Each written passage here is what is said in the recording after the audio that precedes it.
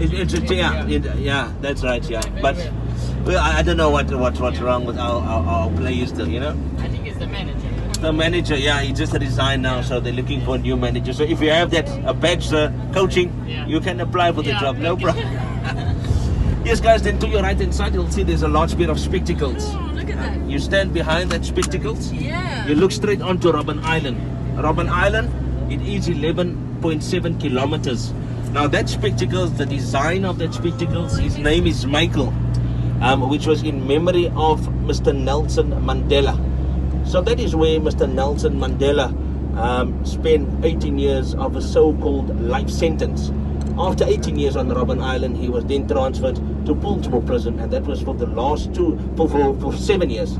After that 7 years, transferred to Victor Pasteur, that's now known as Drakenstein, but also released from on the 11th of February in 1990. So why was he transferred from one prison to another? Known when the younger activists made their way onto the island. He was a very powerful man, had so much influence. The government didn't like that at the time, and as they do say, to transfer him away from the island. And for the 7 years, or after 7 years at Portsmouth prison, that they realized now the whole world watching into South Africa. But people also started to protest, and that was for the release of Mr. Nelson Mandela, and said to prepare him then for the outside world. Last 2 years at Victor Pasteur, and that is where he was then released from on the 11th of February in 1990.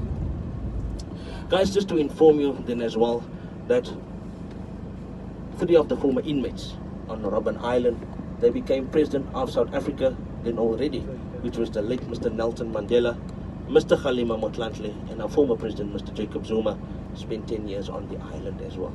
Yeah, so the criteria, you want to become the president of South Africa? Yeah. Yeah.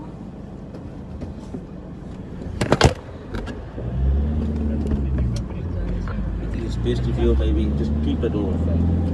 Yeah.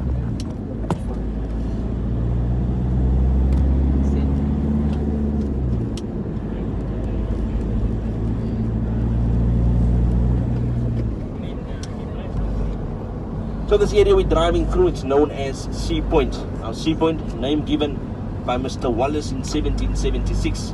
Said it was the point next to the sea. Over the years changed to Sea Point. To the left hand side, as we would see, these hotel buildings has been replaced by the apartment buildings.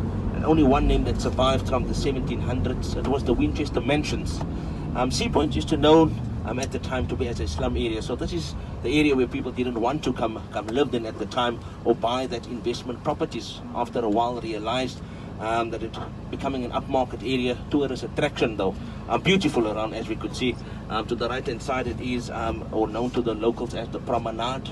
That is where they do have their morning and evenings walks or jogs, and mainly over weekends where they have the walk along the ocean.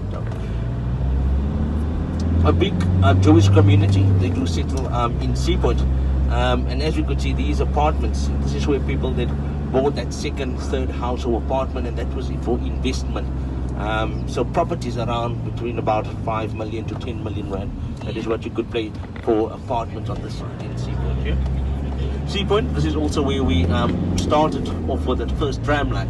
The tram line to run from Sea Point up until Camps Bay, and then over the years running from Sea Point into the city centre of Cape Town.